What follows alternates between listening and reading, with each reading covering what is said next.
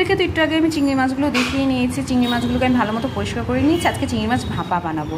আর তার জন্য আমার লাগছে পেঁয়াজ কুচো, লঙ্কা ফাড়া, সরিষার তেল আর সরিষা আর পোস্ত বাটা। আমি এখানে কালো সরিষা, সাদা সরিষা আর পোস্ত একসাথে মিলে বেটে নিয়েছি, আর লবণ আর হলুদ। চলে এবার চিংড়ি মাছটা ম্যারিনেট করে নেওয়া যাক। আমি এর মধ্যে ফার্স্টে একটু দিয়ে দিচ্ছি লবণ, হলুদ দিয়ে ভালো করে ম্যারিনেট করে নেওয়ার পরে কাঁচা পেঁয়াজ আর কাঁচা লঙ্কা।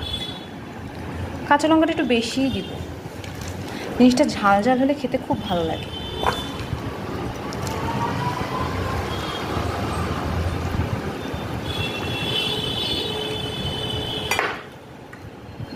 এর মধ্যে আমি দিয়েছি সরিষা পোস্তটা পেস্ট। আমি এখানে আর কোনো জল অ্যাড করব না, তাই সরিষা পোস্তটাকে আমি একটু পাতলা করে নিয়েছি।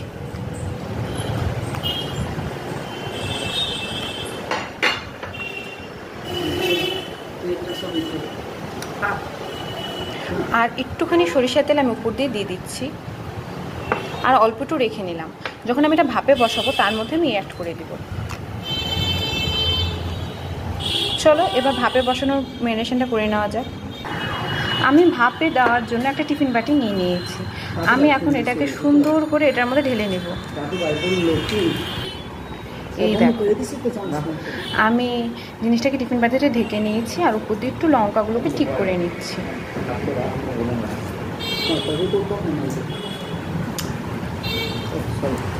তার মধ্যে উপর দিয়ে একটুখানি কাঁচা তেলটা দিয়ে দিলাম।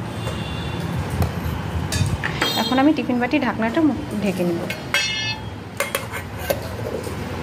এই যে কড়াইতে আমি জলটা নিয়ে নিয়েছি, তার মধ্যে আমি বাটিটাকে দিয়ে দিলাম।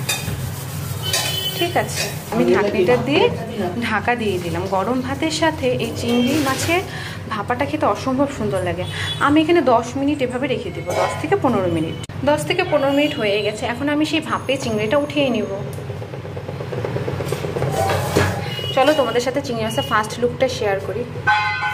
জিনিসটা খুবই গরম। এই হয়েছে চিংড়ি মাছ ভাপাটা রেডি হয়ে গেছে। এখন আমি এটাকে নামিয়ে একটি বাটিতে সার্ভ করে তোমাদের সাথে শেয়ার করছি। গরম ভাতের সাথে এখন আমরা দুপুরবেলা এটা পরিবেশন করে দিব।